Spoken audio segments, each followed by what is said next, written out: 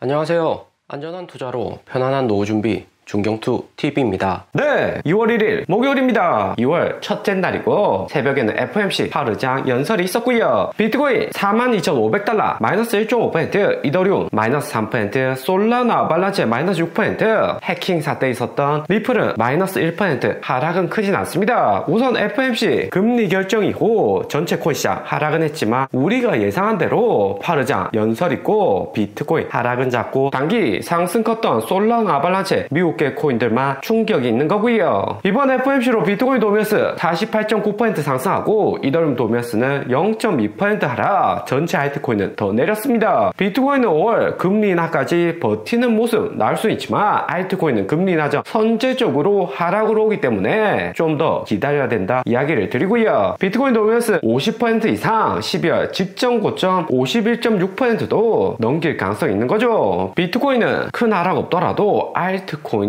문제가 될 수 있습니다. 코인 히트맵만 봐도 FOMC에서 파르장 긍정적인 이야기 안 했다는 거 알 수 있고 비트코인이 만약 38,000달러 다시 99일선 리테스팅하며 그 아래로 내려갈 가능성이 있는 거죠. 미국 경제가 2월 애플, 아마존 어닝하고 비전 프로 출신 말고는 호재가 없는 상황이고요. 거기에 1월 19일 미국 임시 예산안 협상이 3월로 연기가 되었는데 공화당 하원은 바뀐 지 3개월밖에 안 돼서 당내 결집력이 약했습니다. 하지만 3월, 5월 시간이 지날수록 연말 트럼프 대선 위에서 예산안 카드 가지고 전국을 다시 한 번 더 흔들 가능성 충분히 있죠. 2월 중순, 3월이 올해 상반기 가장 큰 변곡점인 거고 비트코인은 ETF 승인으로 펀더멘탈이 강하지만 알트코인은 단순 비트코인 따라서 상승한 거라 재하락을 조심해야 됩니다. FOMC 파르장 연설이 있었습니다. 시장이 예상한 대로 파르장 강경한 태도로 인터뷰에 임했고 금리 인하 시작할 단계 아니다. 인플레이션율 2% 큰 확신을 줄 때까지 2% 인플레이션율 목표를 유지하겠다. 데이터 더 필요하고 특히 비상품 분야, 서비스 분야에서 인플레이션율 하락하는 게 필요하다 이야기를 했습니다. 이번 파르장 연설에서 3월 강력하게 금리 인하는 없다 못 박아둔 상태고 이렇게 되면 시장 공포감에 5월도 혹시나 금리 인하 안 하는 거 아닌가 공포 심리가 슬금슬금 올라오죠. JP모건에서는 6월 인하하고 6월, 9월, 12월 올해 3번만 25bp씩 인하할 수 있다 전망을 하고 있습니다. 각계 유명인들 나와서 이번 FOMC 평가는 했는데 마음에 드는 발언은 전 애틀란타 연준 총재인 데이스 로카드의 발언이었고요. 이번 FOMC에 보면 파월 의장이나 연준 위원들 모두 현재 금융 상황에 매우 만족하고 있다, 합리적으로 보고 있다 분석한 부분입니다. 작년 중순부터 연준이 금리 동결하고 나스닥이나 코인도 우상향으로 긍정적으로 움직이고 있고요. 시장은 분위기 좋은데 파월 의장 빠르게 금리 인하 카드 꺼내면서 시장에 무리 줄 필요는 없다는 판단이죠. 이번 FOMC 파월 의장 연설 있고 패드워치의 금리 전망은 보면 1월은 금리 동결했고 3월 동결 가능성 65%입니다. 그러면 5월이 관건인데 25bp 인하 6월 계속해서 내린다는 관점이고요. 파월 의장 2022년 금리 인하 때도 워낙 신중한 성격에 1980년 같이 인플레이션율 제급등 원하지 않아서 최대한 금리 인하 천천히 하려고 하는 거죠. 중간중간 경제에 큰 충격 오지 않는 이상 25bp씩 이대로 인하할 가능성이 높아집니다. 전 연준위원 블러드나 다수의 전문가들 나와서 전망은 하지만 결국에 파월 의장이 최종 결정권자이고 2022년 금리 인하도 무사히 잘 마쳤기 때문에 파월 의장의 신뢰도는 가장 높고요. 미국 증시는 FOMC 이후 전체적으로 시뻘겋게 하락을 했습니다. 하루 전 마이크로소프트 실적 서프라이즈 안 나온 실망감도 있지만 엔비디아 실적 프리뷰라고 할 수 있는 AMD 실적은 예상보다 안 좋았고요. AI 반도체 수요가 정말 좋은 거냐, 앞으로도 좋을 수 있냐 의문점이 조금씩 생기기 시작하죠. 애플도 아이폰 7이 AI 음성인식 개편한다고는 하는데 이렇게 되면 실적이나 비전 프로까지 좀 더 지켜볼 필요가 있습니다. 미국이 금리 인하 연기하면 중장기적으로 미국 주식과 코인에게는 호재입니다. 하지만 한국 부동산 원달러 환율에게는 부정적이고요. 무엇보다 한국 경제에 큰 부분 차지하는 부동산 대출금리 돈이 쉽게 안 꺾이는 거고, 태형건설 PF 사태가 아니라 30,